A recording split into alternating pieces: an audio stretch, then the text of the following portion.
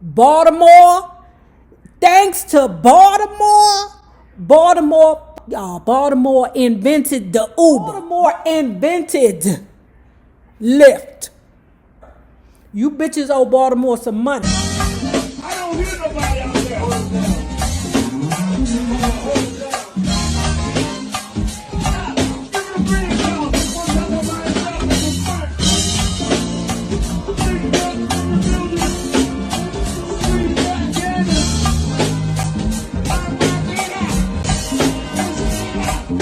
Did DMX wait to page 200 and let's say 12 to get to the fucking point? Answer yes. Are we finally there? Answer yes. Have we been waiting for this moment all of our lives? Answer yes. Finally, we get to the part of the book that matters. Not that wet bush. Soon after my trip to Philadelphia, I was back in Valhalla Correctional Facility. My third day there, I spit in the face of a captain and was sentenced to a year and a month of solitary confinement. They put me in lockdown, block 3K. That was my home for almost a year. A home is what you make it. Growing up, Tashira never lived in the projects, but the only two options she had to find a place to live after we left Bonita's house were School Street and Mulford Gardens. She chose Mulford. Mulford was an enclosed set of brown 3-story buildings that sat a few blocks above Warburton Avenue. It was a far less violent place than School Street, defined by more of a wannabe player community than the you better not come up in here attitude you found in my hood, and $314 a month got her a 2-bedroom ground floor apartment with a living room, bathroom, and a large walk-in kitchen. When I came home from Valhalla, I moved in with her and Xavier and decided to make it as nice as I could. Y'all be having y'all baby daddies live with y'all. They not on a lease though. Okay, because if they put y'all incomes together, then they would raise the rent. And it's always old black Karen bitch ready to snitch. She be called the other baby mother. Ring, hello, social services. Hi, Daniel Blackman. I just want to let you know that he's living with his other baby mother around there in the projects. Can he live there with her? I don't think so. Whenever I was working, I gave to Shira whatever money I made. I would just keep $30 or $40 for myself and tell her to use the rest for the phone bill or food for Xavier. Whenever Wah or Dern hit me off with dough, I would give her some of that too. She was the one really busting her ass. Tashira always appreciated that. Tashira is a Aries. I'm surprised because that's the kind of shit that Cancer women do. Or a Cancer bitch believe in taking care of her nips. Unless it was her sisters, Tashira rarely wanted anybody to come over to visit us in Mulford. She said she didn't want anyone in the projects in her business, always knocking on the door, trying to borrow something. So she just went to work every day and stayed to herself. Where your girlfriend be at, X? What? Is she too good to come outside? Chicks in Mulford used to always whine to me. I was always out though, and that's why I saw more of the dirt. You are the dirt, Earl. You dirty Earl. As in most projects, people were always getting killed in Mulford. Wait a minute, pause. So you mad at your mother for trying to keep you safe from the bullshit in the area that you lived in?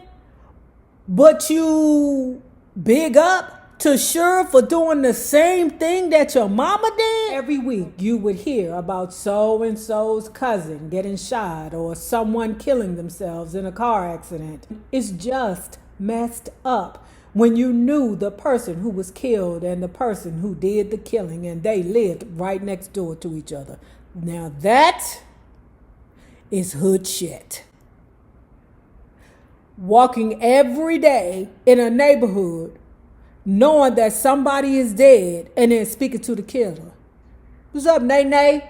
What's up, man? After my trip to Philly, my little brother Joe and I started talking more often, and in the summer of '94, he came to live with me. He said him and our father were beefing and he needed to get away. I told him he was family and could stay with me as long as he needed to. That spring, I had started selling mixtapes again to make some money. I wasn't effing with any more jobs and I wanted to keep giving to sure something. Let me tell you how this ninja turned this into some kind of scamming. I don't know why the Lord blessed him with success. Mixtapes, from what I've read, is traditionally like 60, 90 minutes, something like that, right? So these people are buying mixtapes thinking that DMX is providing 60 to 90 minutes of music on these tapes. The people that were supporting him were only getting 2 songs. And he said his brother was down with his bullshit because the brother never ratted him out and said, okay, well, you go on and buy that mixtape that you think got 90 minutes worth of music on it. It only got 2 songs on it. In July of that year, my grandmother was admitted to the hospital for cancer treatment. On September 21st, 1994, Mary Ella Holloway passed away. I wanted to die with her. When Wall and Darren told me that they had set up shop in Baltimore, Maryland to get money, I didn't hesitate. What? You setting up shop in Baltimore? Do you know that is the worst place in the world for an addict to be? Baltimore? When Wall and Darren told me that they had set up shop in Baltimore, Maryland to get money, I didn't hesitate. I knew I wasn't the hustling type, but I was willing to give it a shot. I was tired of being broke and I wanted to get out of YO. When we left on a Friday, and when I jumped in the back of the car that night to cross the George Washington Bridge and travel the 200 miles south on I-95, I didn't realize that besides a few visits home, Baltimore would be the place where I would spend the next few years. So like I did as a kid in Yonkers, I quickly found myself walking all over Baltimore, from the west side to the east side, up the North Avenue down to the Inner Harbor, just soaking up all the different people and places and communities. That's what I love to do, and I ended up connecting the crew to so many people we would never have met if I wasn't out meeting people like that. I would just talk to folks I'd see walking on the street or brothers hanging on the block. We'd talk, smoke, and then I'd always hit them with some rhymes. Rapping was a universal language. Pause. Baltimore is not a part of the DMV. Them ninjas will not ever tell you they're a part of the DMV, even though they are a part of Maryland. How it works is any county that touches DC, or a county that touches a county that touch DC, is pretty much the DMV. You're pushing it when it's a county that touches a county that touch DC. We would associate Baltimore more with Philly and New York and that vicinity up there, whereas you have PG County that you definitely would affiliate with DC, and parts of Virginia, which would be like Alexandria, okay, Northern Virginia. Fairfax, that could possibly be a part of us also, but like Waldorf, Charles County, you're pushing. I can understand how a person from New Jersey, New York, Philadelphia could get comfortable in Baltimore. There were also a lot of moms in Baltimore to meet. A mom was the older woman on a block who had been there forever. She knew everyone, saw everything, and had everyone's respect. You got that in all areas, I would believe. My Aunt Crystal was one of those. They didn't call her Mom, they just called her Miss Crystal. That's why you may hear me slip up and say Miss Crystal instead of Aunt Crystal, because all the neighborhood kids would be like, Miss Crystal, Miss Crystal. And I'm like, God damn it, why the fuck I gotta wait in line to get my aunt's attention? There were bullshit moms too, though. The nosy ones that you had to include in your hustle to avoid them ratting you out. They got different treatment. Ma, just please effing tell me what you need. Right away, it felt refreshing to be in a place with new streets and new people. Nobody knew my rep, and I had to learn a whole new set of rules. It was a thrill. It felt like I was invisible, like I was free to do what I wanted to do without burdens of judgment or expectation. Baltimore streets were always hectic, but because of the drug game, Baltimore's streets were always hectic. The city was filled with stick-up boys who would pop their weapons at a moment's notice. It was crazy, far worse than New York. Word. Because they got addiction up there in B-more that you will never understand. I ain't never lied about that shit. And B-more kids would run up to someone in broad daylight. No problem. Pop, pop, pop. But like Yonkers, B-more was a small world. Word. It's all on its own, man. But like Yonkers, B-more was a small world. Everybody knew everybody. And after a couple of months being down there, meeting different folks, I could walk anywhere without a problem. Baltimore had a dark side too. And it started with the rats. There were rats everywhere. They were huge, ugly beasts that waddled around up the streets and through the alleys, feeding off of everything in their path. Big piles of garbage, often higher than the fence to your house, marked the city's worst areas, and rats would be all through them. When you walked past, you could see the whole pile move with the teams of rodents that were feasting inside. That sucked, especially in the winter when it was too cold to go around and I had to walk straight through those alleys late at night. It made you want to kick yourself in the ass. What the F am I doing here? If I could have found a cab or a bus to jump in those moments, I would have gone right back to Yonkers. Now, this is the shit right here. Baltimore. Thanks to Baltimore invented the Uber. Baltimore invented Lyft. You hear me? Invented Uber.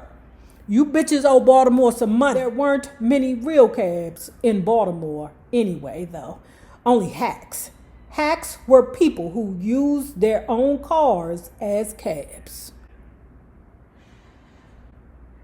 Sound like Uber to me. They weren't licensed and didn't put any signs on their car. They just drove around in their old beat up Oldsmobile or Chevy, 4 doors, waiting for people to flag them down. They wouldn't charge you very much if you needed a ride downtown. And if you needed some dough, well, you could bet they had $50 or $60 on them at the end of a night. Now you had to make sure you knew a place before you decided to cross the line in that place, because you could F around and get left in an abandoned building somewhere where no one would ever find you. Now, DMX hacking and then robbing the fucking hackers. Every few weeks, I would try to go home and see Tashura and Xavier. I missed them, missed our apartment. You mean HOC's apartment? Low income housing's department? The county's department? That ain't y'all apartments. Cause the city paying the other half of the rent. Tashura only paying $314 worth. The city paying the rest. DMX. I missed him, missed our apartment, missed watching movies all night and drinking iced tea. But Baltimore was where I needed to be. This was where my peoples were. This was where I had any chance of making a living. And this was where I started writing a bunch of rhymes again. Over the years, D and Y had put down a few other MCs with Rough Riders. One group was made up of some kids who called themselves Harlem Nights. They were young and needed a lot of work before they were ready to go into the studio and make songs. But they knew how to battle. And Darren loved to throw everybody into a rhyme fight. The night Darren called, he said that he needed me to come back to New York right away. Harlem Nights was going to battle a group called Original Flavor in a pool hall in the Bronx that night, and he thought they might need a little help. Original Flavor had a lead MC named Jay-Z. Hey, do my favorite go-go song. Taking a ride on the east side, made a left on MLK. What a beautiful day, what a beautiful day. Riding high on the west side, looking for a hood rat to play. Won't you come out and play? Won't you come out and play? Hey, taking a ride. Hey, hey, on the south side. Ooh, ooh. Taking it on MLK. Hey, hey, hey. We like that good. Say what?